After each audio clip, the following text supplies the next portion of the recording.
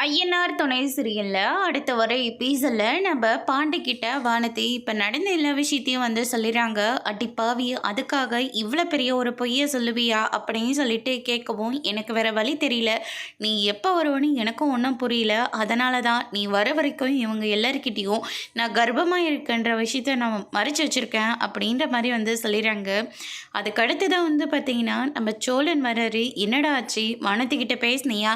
அண்ணன் அவளுக்கு கல்யாணம் ஏற்பாடு பண்ணியிருக்காங்கன்னு, அந்த விஷயத்துலேருந்து அவள் தப்பிக்கிறதுக்காக தான் கர்ப்பமாக இருக்குன்னு போய் சொல்லியிருக்கா. இதனால் அவங்க வீட்டாளங்களும் கோவப்பட்டு உங்களுக்கு ஃபோன் பண்ணி இப்படி விஷயத்த சொல்லியிருக்காங்க. மற்றபடி நான் உன் தம்பினை அப்படிப்பட்ட காரியத்தை நான் செய்வேனா அப்படின்ற மாதிரி சொல்லிடுறாங்க. இதை கேட்டோன்னே சேரன் இருந்துட்டு என்னை மன்னிச்சிடுறா அப்படின்னு சொல்லிட்டு நம்ம சேரன் இருந்துட்டு பாண்டிக்கிட்ட போய் மன்னிப்பு கேட்குறேங்க. என்னென்ன என்னை அடிக்கவும் அணைக்கவும் உனக்கு எல்லா உரிமையும் இருக்குது.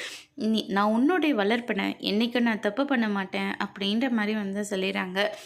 அதுக்கு அடுத்து தான் வந்து பார்த்திங்கன்னா நம்ம நிலா இருந்துட்டு அண்ணன் நம்ம முறைப்படி போயிட்டு வானதியை பொண்ணு கேட்கலாமா அப்படின்ற மாதிரி சொல்லிடுறாங்க. ஆனால் நம்ம பாண்டி இருந்துட்டு அண்ணனுக்கு கல்யாணம் நடக்காமல் கண்டிப்பாக நான் கல்யாணம் பண்ணிக்க மாட்டேன், வானதி என்ன பிரச்சனை வந்தாலையும் அவள் சமாளிப்பான்னு எனக்கு தைரியம் இருக்குது அப்படின்ற மாதிரி பாண்டி வந்து சொல்லிடுறாங்க.